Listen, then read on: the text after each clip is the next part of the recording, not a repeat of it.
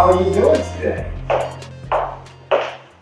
My name is Louis Lee, and I'd like to introduce the Eubanks Conservatory of Music and Arts Guitar Program. Hi, and this is part 3 of lesson 3. This is the fun part. And so what we're going to do is we have a song that was written out by one of my students, Mike Vandercook, and he's been in the program for 2 years, and it's just, I'm so proud of him because he's reading and writing music. He wrote this, and when you log in and you get the book, you can get a copy of this. So what we're going to do, just for some, for a change and to add some variety in our playing, we're going to look at these chords. Now, this is a great song that I grew up on, Hotel California. It's a real nice song. And what you want to do is learn the chords first. So, having said that, get your guitar. Make sure we're in tune, remember?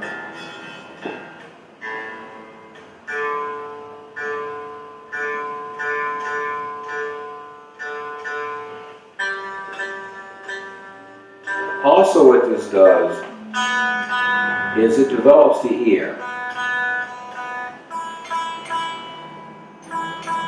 Well, I can hear now when I'm not in tune, because my ears are used to it.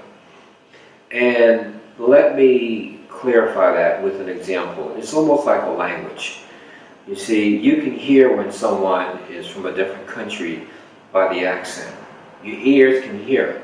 Some people cannot. Babies cannot differentiate, but we can.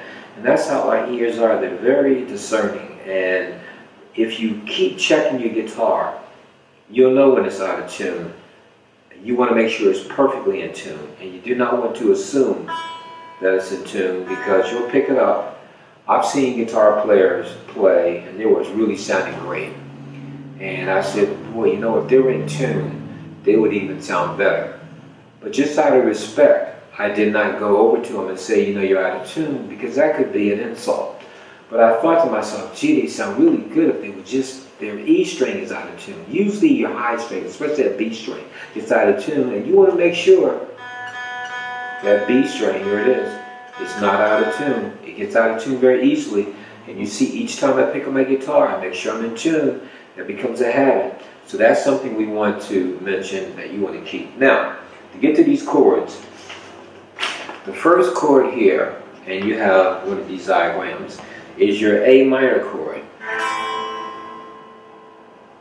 So that's what it sounds like. It's telling you where to place your fingers. Now let's just talk about this very quickly. This is because my producer friend was asking me about this, and this is a tablature. Okay? This is standardized. This is standard. It's been around for centuries, a long time. Okay? So this is a tablature, and you need a tablature. You need to know, where do I place my fingers? Now, this is a guitar. Looking at this guitar like this, that's what it is.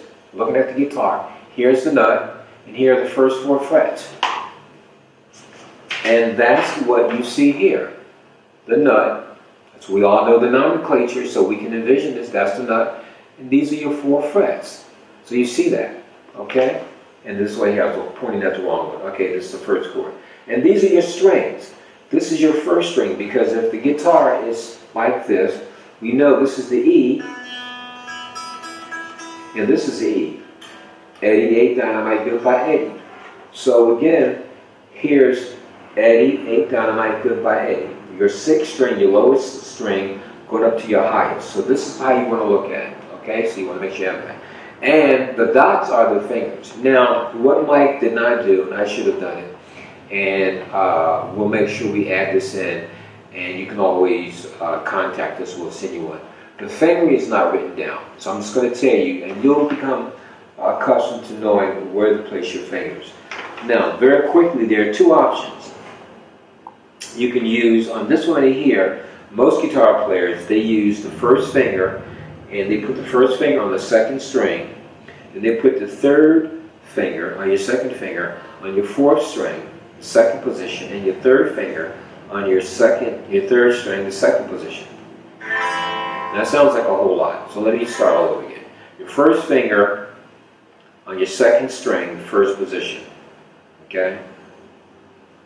1st fret. second string, and your first finger, like this. This is 1, 2, 3, 4. 1, 2, 3, I did it backwards. 1, 2, 3, 4. Okay, this is your first finger. So, that's your first finger. Your second finger is on your fourth string, which is the D string. Remember, A down right. So you're on that D string. In the second fret, remember these are your frets. So, first finger, second string, first fret. Your second finger on your fourth string, which is your second fret, and your third finger on the third string, and this is your your second fret, third string. And it sounds like this. Now, there are two options. You can play it like this. I do not play mine like that. I play it like this. So I reverse this. I use my second finger on the second string, my third finger on the fourth string, and my fourth finger on the third string. I play it like this. And let me tell you why. A capo. I did not use one, and at guitar at USC, Duke Miller was against that. Okay? Why? Because I just don't. I'm supposed to be a professional musician.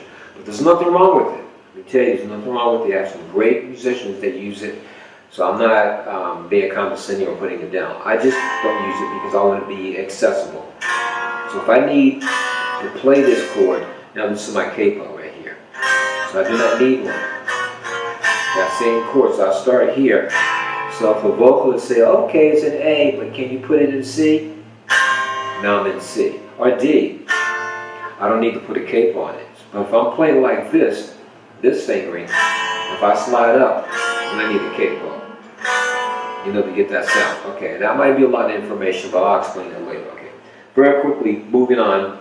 So this is the song, this is the chord you want to play. And that's your A minor chord. Now that small M implies a minor.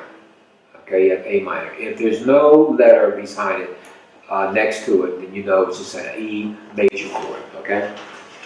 So, with this you have A minor. Let me put the metronome on. Remember, always work with a metronome. Now I'm just going to play the first top 4 strings. I'm not going to play all of it. We're going to just take it a section at a time. The first row. So I'm going to play A minor, the E, the G, C chord, the G chord. I'm reading from behind, and the D chord. So it sounds like this. And what you want to do is play a measure each chord. Now what is a measure? A measure 4 counts. We'll get into that too. But just count 4 times per chord. Okay? 1, 2, 3, 4.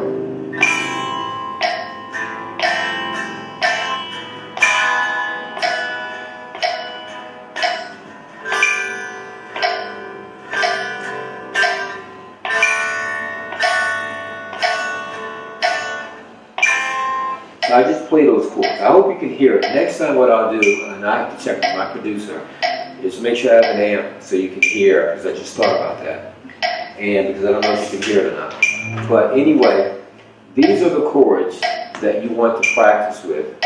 Okay?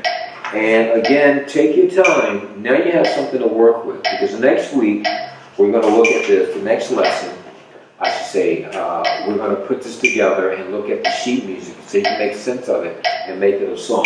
But again, take your time and just play these chords. 2, 3, 4.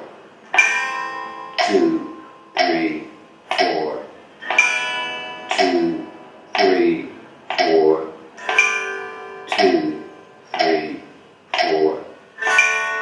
2, 3, 4. Okay? Whatever you do, have fun. And that concludes this portion of the lesson. Thank you so much.